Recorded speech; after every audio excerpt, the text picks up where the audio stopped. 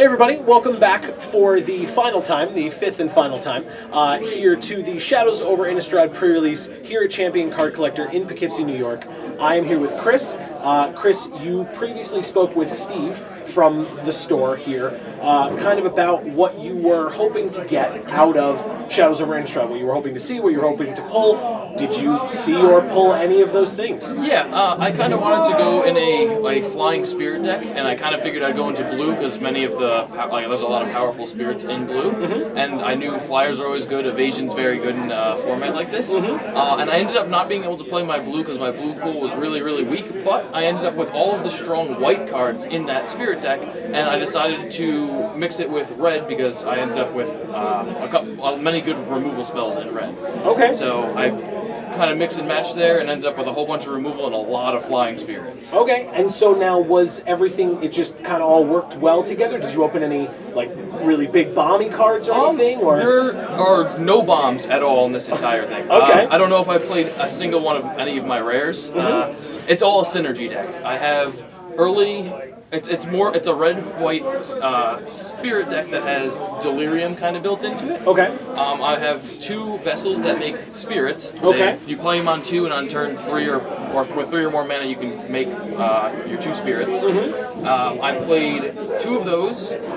This 3-drop that is a 3/2 and makes a spirit from your graveyard when he dies. Okay. 2 of the 3/1 like Link guys that did the same thing, and these were the cards I spoke about earlier that I really wanted to see because getting value after they've died or they die from a removal spell and then being able to get additional value out of it is really, really key in limited. I've heard creatures die in Magic. Yes, and with these enchantments, a lot of the creatures, this one artifact and a bunch of instants, I've been able to turn on Delirium, which kind of helps with the top end of this and the one at the bottom where this guy says with Delirium you can sacrifice a creature and pump him +2/+1. So if he's the only flyer out there and you need to you can one-shot somebody and just attack with the 3/3, and then you just sack your entire board and pump them up until they die. Okay.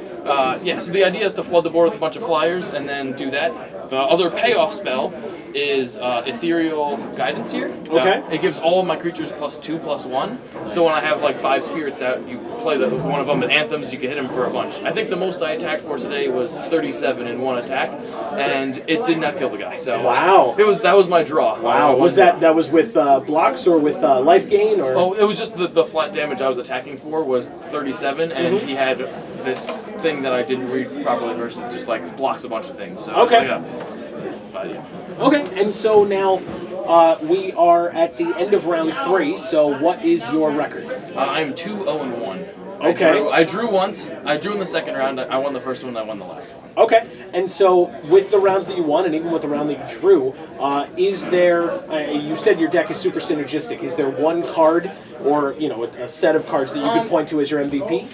Well, I make a lot of spirits, so the back part of Angelic Purge, where you have to sacrifice a permanent, is actually not too bad for me. So it's just been the best removal spell in the deck because it just gets anything.